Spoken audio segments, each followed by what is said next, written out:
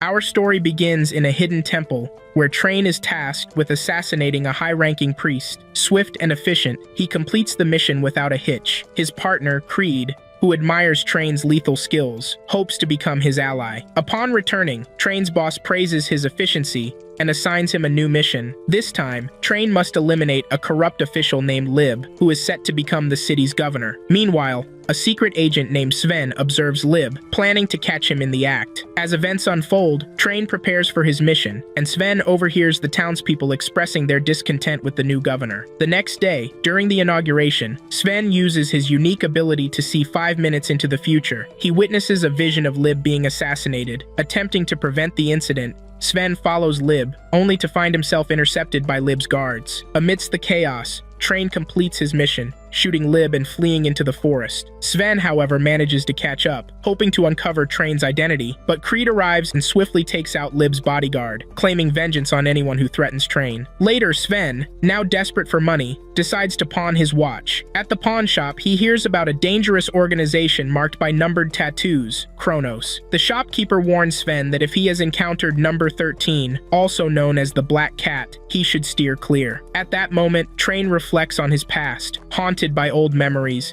as he hears a woman's song in the distance. The woman, Saya, is revealed to be a bounty hunter. She casually approaches Train, drinks his milk, and shares her goal to capture a wanted criminal that day. Train warns her about the danger, but Saya remains undeterred, humorously questioning if he's worried for her safety. She sets off, determined to catch the criminal before he claims another victim. Saya discovers a series of bodies along her path, and just as she's about to confront the murderer, he attacks with burning hands. In a tense moment, Train arrives to assist, shooting at the attacker. Despite his efforts, the attacker appears unfazed. Quick-thinking Saya causes the ceiling to collapse, trapping the criminal beneath it. The police arrive soon after, arresting him. After this, Train questions Saya, saying, "You mentioned that we're similar, but I don't see it that way. I use a gun and kill, while you don't even strike your enemies." Saya replies with her principle, "If there's no reason to shoot, then I won't." We both look alike, and then she leaves and walks away. The next day, we see a place that displays pictures of criminals, and there's an ad for one called Britta, and no one wants to take on the job. The girl who is singing enters, and we know that her name is Saya, and she takes the advertisement and walks, and Seven arrives there, and he wants to see a small criminal and arrest him easily. She quickly makes a girl to the place and asks for help because she is being chased, and a man enters and says that he is strong and he will save you. Don't worry. The gang throws him to the ground and kidnaps the girl, and he goes out and beats them all and saves the girl, and invites him to eat. And he eats a lot, and she asks him to save her kidnapped sister in exchange for a lot of money. And the one who kidnapped her sister is an arms dealer named Torino, and she is worried about her sister. Seven agreed to help her. As Train continues on his way, he encounters Berze, who mentions that Train was expected to complete his mission earlier. However, Berze forgives him this time. Meanwhile, Sven prepares to rescue the girl's sister. Sven arrives at Torneo's mansion and finds all the guards knocked out on the ground. He enters the room where the girl is held, only to find Train with his gun pointed at her, tasked with killing her. At that moment, Torneo and his men burst in, but Sven uses a flash grenade to blind them and escapes through the window with the girl. Train, unable to bring himself to kill her, also makes a quick exit. The next day, Sven and the girl hide in a hotel. Sven confronts her,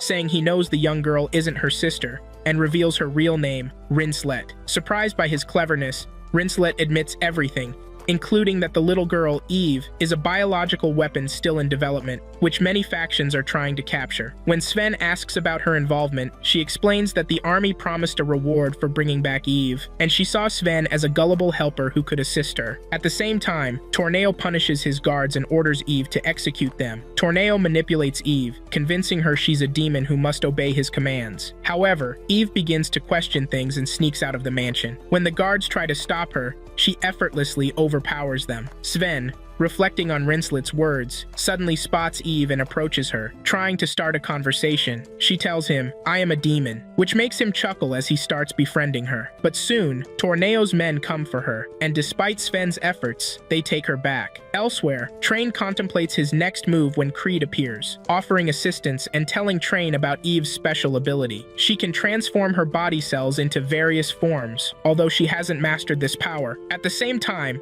Sven decides to save Eve after realizing she's innocent in all this. Eve returns to the mansion, where Torneo continues to manipulate her mind, trying to control her. He orders his men to tighten the security to prevent her from escaping again. Meanwhile, Sven arrives at the mansion gates with a plan, pulling out a smoke bomb from his bag. This bomb releases a scent that attracts cats. The guards hear a strange sound outside, and when they open the gate, they find a swarm of cats. Seizing the opportunity, Sven quickly slips in. Suddenly, Train also appears, entering and swiftly dispatching any guards in his path. He continues moving through the building, destroying cameras along the way, leaving Sven impressed by his skill and his awareness of the security cameras. Meanwhile, Rinslet separates from Sven and descends into a secret area within the mansion, shocked to find Torneo's lab filled with monsters he's created as biological weapons. At the same time, Sven reaches the room where Eve is held and tells her he's come to rescue her. However, Torneo has brainwashed her to obey only him. She waits to confront Train,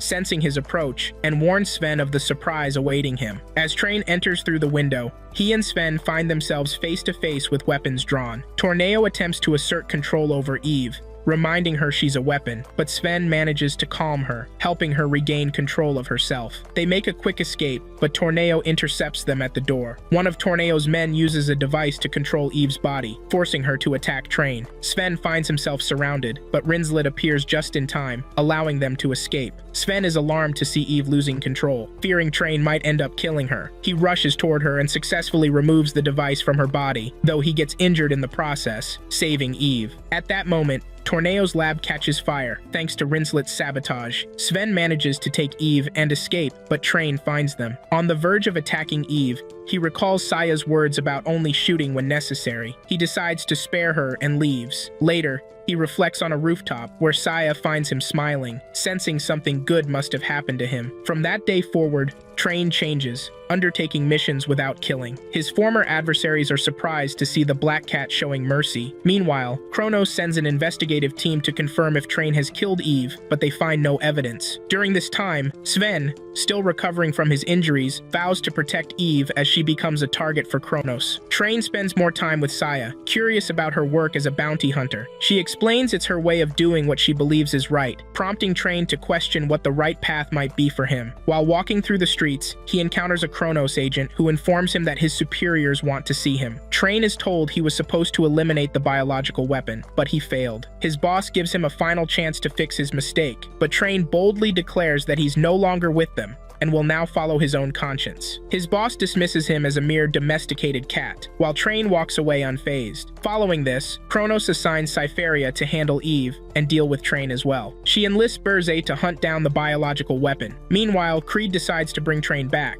meeting him later that night to try to convince him. When Train declines, Creed reveals his true intentions to amass a force to eliminate all corrupt organizations like Kronos. Just then, Cypheria arrives, overhearing their conversation, but informs Creed that he's not her priority. Train is. Cypheria then gives Train one last chance to rejoin Kronos, but he stands firm, saying even if she stood on her head, he wouldn't return. She declares that she has no choice but to kill him, drawing her sword and launching an attack. Although Train is unarmed, he skillfully evades all her strikes, staying one step ahead. The organization sent 2 assassins to eliminate Kraid, but he easily overpowered them, killing one and sending the other back with a message. Tell them that Kronos is finished. From now on, it's our time. Meanwhile, Cypheria nearly killed Train, but was suddenly interrupted by a swarm of giant insects. A mysterious figure named Shiki, a member of Kraid's group with the power to control insects, appeared, attempting to take Train with him. However, Shiki lost control over the insects due to Saya's singing, which disoriented them. This allowed Train and Saya to escape together, racing home with joy clear on their faces. When they arrived, Saya handed Train a gun, urging him to keep it for protection,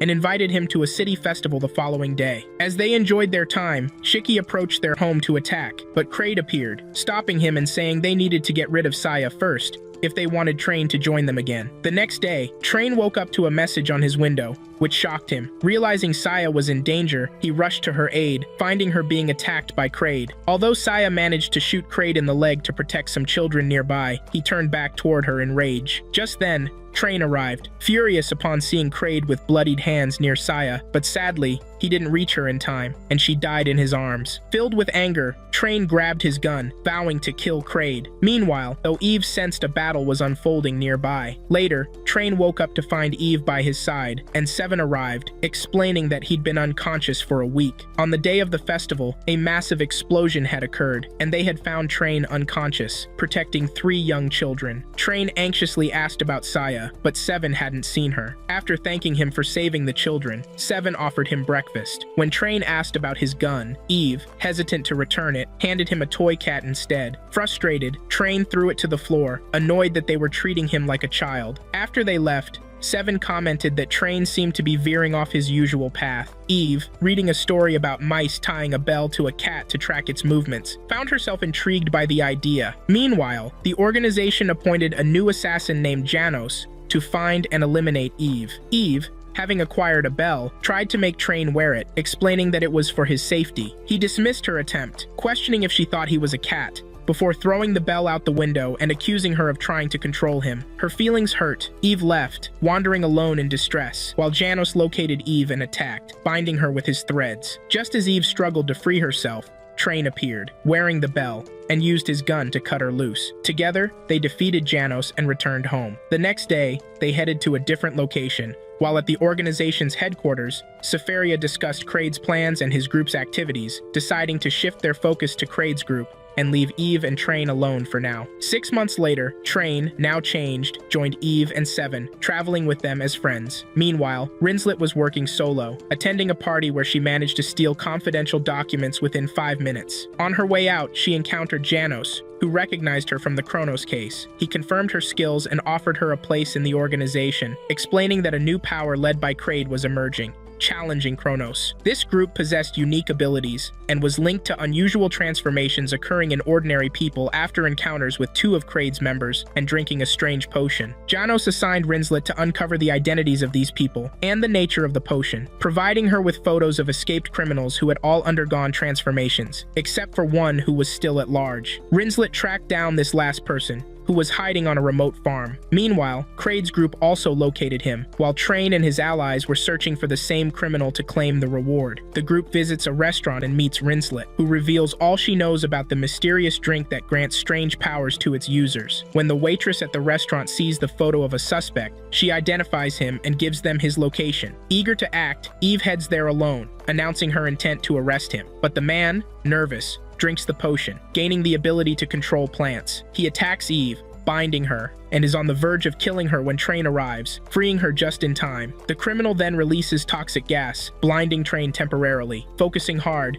Train manages to aim and fires a shot that hits the man directly in the heart, killing him. Rinslet examines the drink the man used, confirming it came from Kraid's group. When they return, Rinslet, noticing their financial struggles, offers them a chance to work with her. Soon, a new criminal named Gianza appears in the city, known for kidnapping and killing girls and holding a grudge against Seven. Seven discovers that Gianza belongs to the group, using the strange potion, recalling that he had imprisoned him long ago. Determined to stop him, Seven sets off for Gianza's city, with Train briefly leaving to take care of some business on his own. During this time, Train meets a girl named Kyoko and defends her, unaware that she is one of the 2 distributing the potion. Kyoko later reunites with her partner Chardine, and they head off to meet Gianza, but upon arrival, they find only his men, who take the potion and attempt to use it. Chardin warns them that the potion often leads to death, which proves true as one man dies immediately. When the others attack, Kyoko and Chardin defend themselves with their powers, using fire and blood manipulation to eliminate their attackers. Seven devises a plan to disguise himself as bait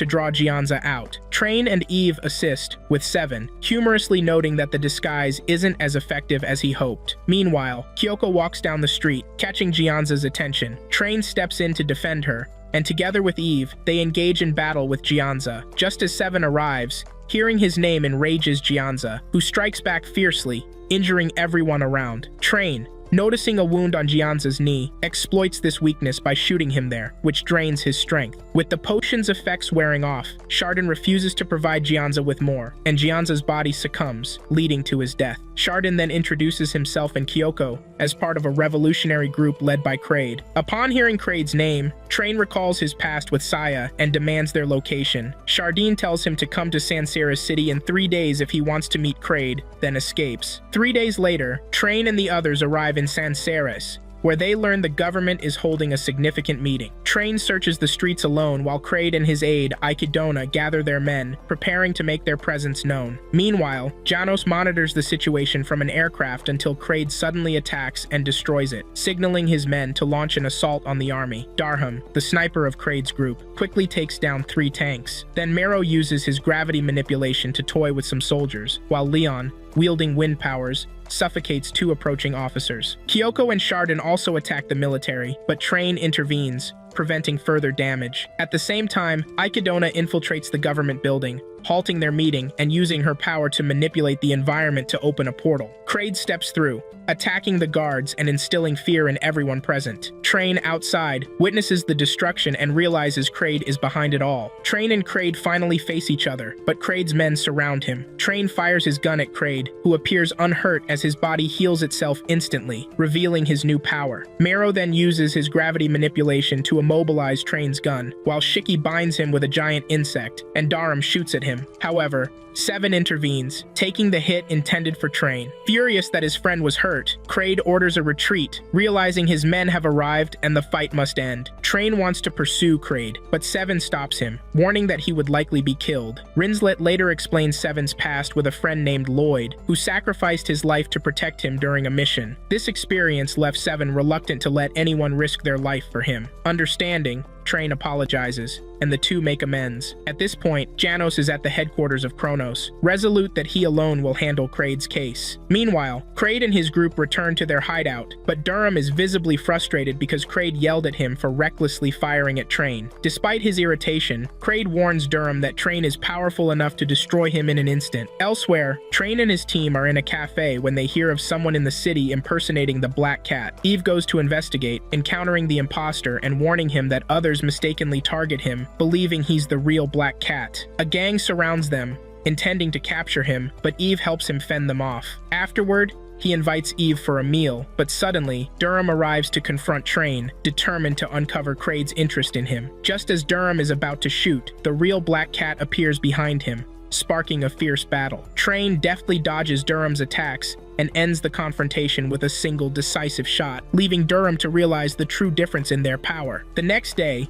Train's team decides to search for Kraid's hideout, while Janos and his men finally locate it, but Janos is unmoved, deciding to wait until Train arrives before acting. That night, Train dreams of Kraid killing Saya, and upon waking, he decides to confront Kraid alone, hoping to keep his friends out of harm's way. However, Seven, sensing Train's intentions, follows him. Meanwhile, Janos infiltrates the hideout and encounters Kraid's soldiers, including Mero, Leon, and Kyoko, leading to a fierce battle where Janos' team overwhelms them, breaking through to the inner sanctum. Train arrives shortly after, entering behind Janos. Seven follows close behind, determined to help Train. When Janos finally reaches the inner chamber, he faces the rest of Kraid's group, struggling through their defenses. This gives Train an opening to confront Kraid alone. Train manages to get his gun on Kraid, prepared to end their feud, but hesitates upon realizing that Kraid's men have captured Seven and Rinslet. Suddenly, Chardon attacks Train, enraging Kraid and causing him to unleash chaotic strikes that damage the entire hideout. Train, seizing the opportunity, shoots strategically at the fortress structure, collapsing it around Kraid's men to free Seven and Rinslet. He then helps them escape, leaving Kraid behind. Seven, surprised by Train's choice to abandon his revenge to save them, notes how much he's changed. After this intense battle, Kraid relocates his base. Durham, disgruntled, recounts the incident to Kraid, who coldly tells him that he warned him about Train's strength. When Durham refuses to let it go, Kraid kills him, claiming it's the price for insubordination. Chardon is disturbed by this ruthless act, realizing that Kraid sees them as expendable tools. He decides to flee with Kyoko, who agrees. However, Shiki, who was secretly observing, reports their defection to Dr. Kazuki, who notes they are ideal candidates for his next experiment, one designed to turn humans into demons. Kyoko attempts to start a new life, her admiration for Train growing after he saved her life. She decides to visit him, but accidentally causes chaos at his office, leaving it in disarray. At that moment, Dr. Kazuki appears, aiming to test his experiment on her. He shoots her with a bullet containing a strange serum, but Train shields her, taking the bullet himself. Kazuki expresses his excitement to see what effect it will have. Back home, Train begins to feel strange, sensing a transformation within. However, the experiment fails, and instead of becoming demonic, he reverts to a childlike state. The next day, his friends buy him children's clothes and laugh at his predicament, discovering that Dr. Kazuki, who had previously turned Eve into a living weapon, was behind the experiment. Train, hopeful that he might gain powers like Eve's, jumps out the window, expecting wings, only to fall flat on his face. Later, while wandering the streets, Train encounters a young boy named Tim, who's being harassed by gang members trying to seize his home. Train and Eve defend him, driving off the gang, and escort Tim back to his home, where they meet other children under the care of a girl named Layla. Tim asks for Train's help to fend off the gang, but he initially refuses to avoid attracting trouble. Reflecting on his own difficult childhood, Train changes his mind, and that night, he sits down with Tim, explaining that violence isn't always the answer. The following day, Eve recognizes an old photo of Leon, who joined Kraid's group. Just as they hear a commotion outside, they find the gang has returned, and Train confronts them alone. However, the gang leader takes one of the children hostage, forcing Train to drop his weapon. Eve devises a plan, having Train drop a fake gun. Together, they overpower the gang leader and send them packing, ensuring the kids' safety. Train and Eve bid them farewell and return home, where Train's body miraculously reverts to its original form. Meanwhile, the government places a bounty of 3 billion on Kraid's head. Aikidona warns Kraid that this news will likely lure Train back into the hunt. 7. Seeing the bounty announcement. Train notices another announcement about the alliance of bounty hunters uniting against Kraid's group. He tries to hide the news, hoping Train doesn't see it and get tempted to chase Kraid once more. Meanwhile, an imposter Black Cat arrives with a new job offer, leading the group to a wealthy woman's mansion. She explains that her pet lizard has gone missing and asks them to find it, showing them a picture of the lizard, which looks comically oversized. Separately, Seven secretly investigates the alliance, finding that many people are interested in joining. One man, Jaren, outlines a plan, revealing that he knows Kraid's hideout and promising equal pay for everyone. Back with Train's team, they search for the lizard in the sewers,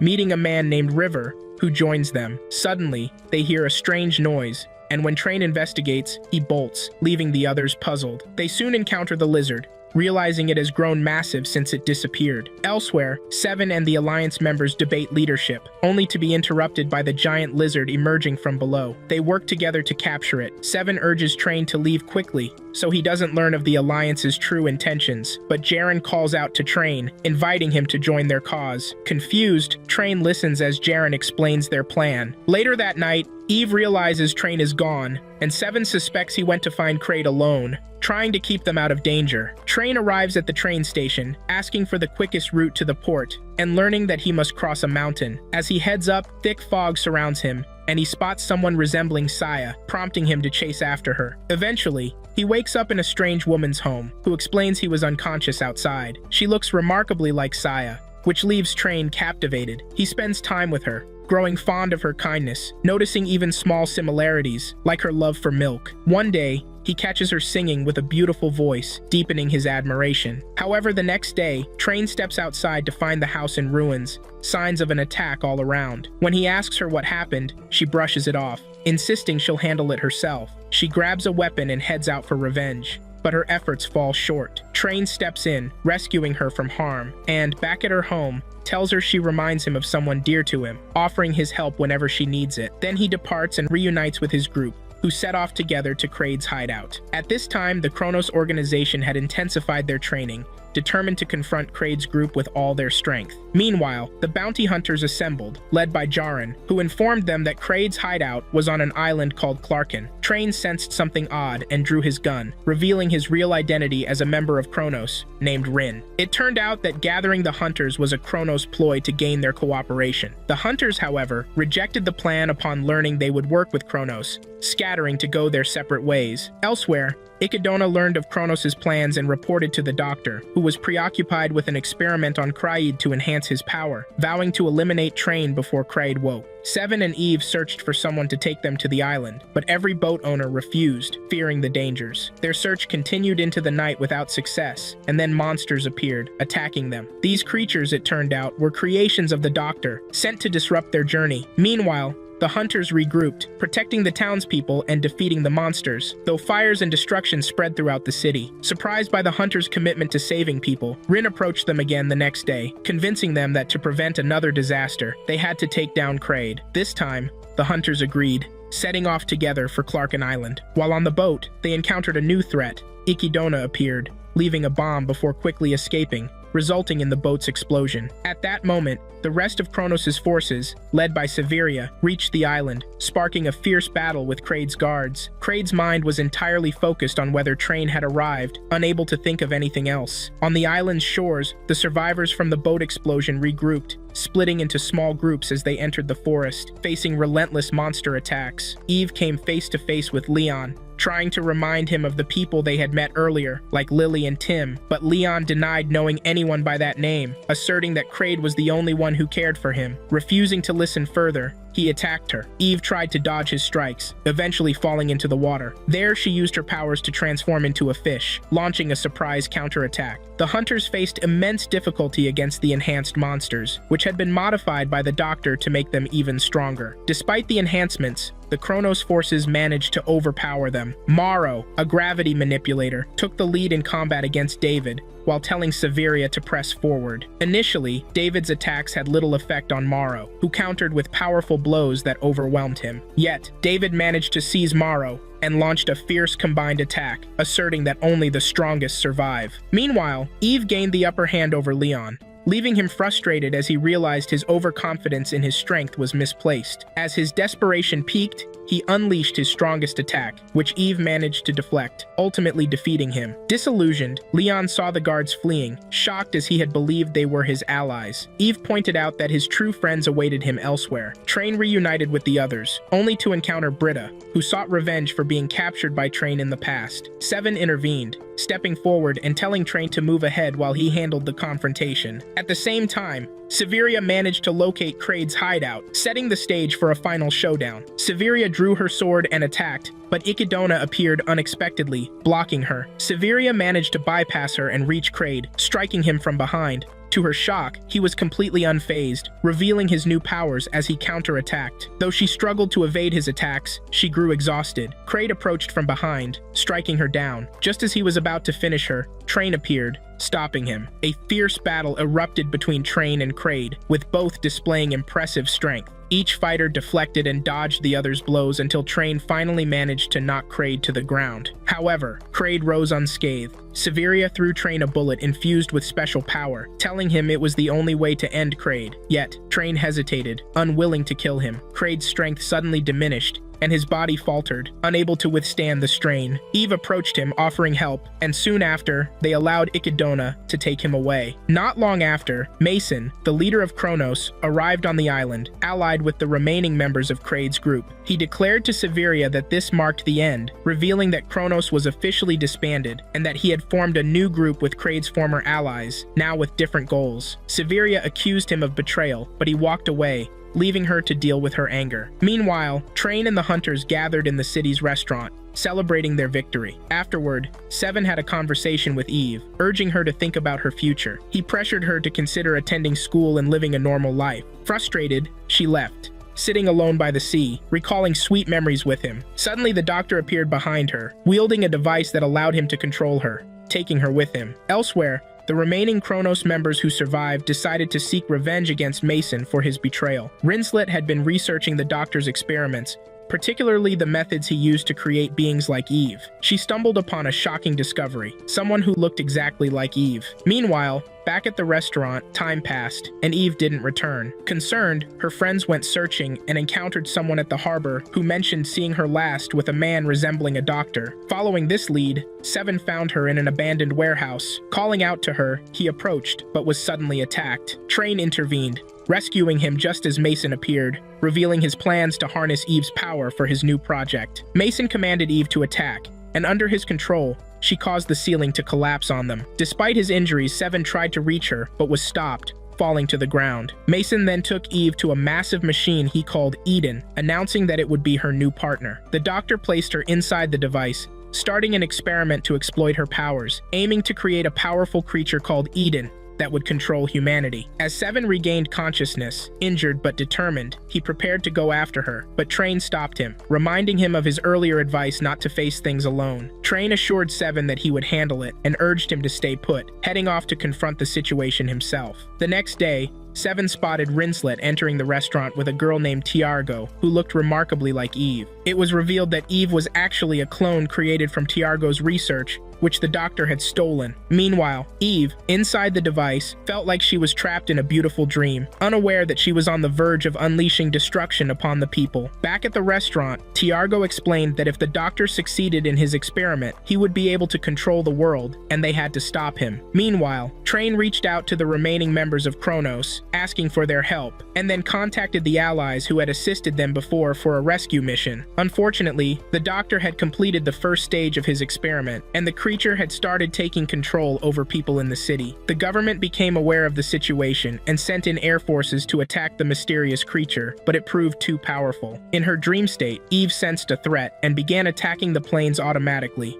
destroying them all. Train and his group encountered Leon, who joined them to save his friend Tim, who had fallen under the creature's control. Tiargo advised them that they would need to disconnect Eve from Eden to destroy it. After analyzing the map, they discovered where Eden was heading and devised a plan to divert it. Realizing that Eve loved fireworks, they decided to use them to attract her attention, with Leon heading back to the city to gather supplies. As night fell, Eden advanced to its next stage, changing form, and Train hurried to help Leon fend off attacking monsters. They set off the fireworks, drawing Eve's attention, but the doctor used his control device to force her back on course. Train managed to climb onto Eden's surface, calling out to Eve, and Seven joined him. Upon hearing their voices, Eve started to regain control, but the device attempted to complete the experiment, weakening Eden and causing it to collapse. Entering Eden, Train and the others confronted the traitorous Kronos members. Severia urged Train to continue and rescue Eve while they handled the enemies. A fierce battle ensued, with Severia and the Kronos members initially gaining the upper hand. Meanwhile,